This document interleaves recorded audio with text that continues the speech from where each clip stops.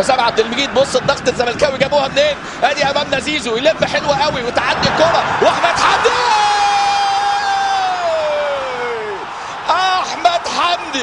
احمد حمدي امامنا هنا، ياتي من كندا، ياتي من مونريال، ياتي بثاني اهدافه الزملكاويه بعد ما سجل في مرمى جولدن فيوتشر.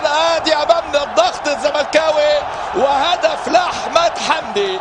احمد حمدي يدخل ابواب النجوميه الزملكاويه من اوسع الابواب باول اهداف المباراه في الدقيقه 20 بعد ضغط زملكاوي وبعد عده هجمات الزمالك يسجل اول اهداف المباراه.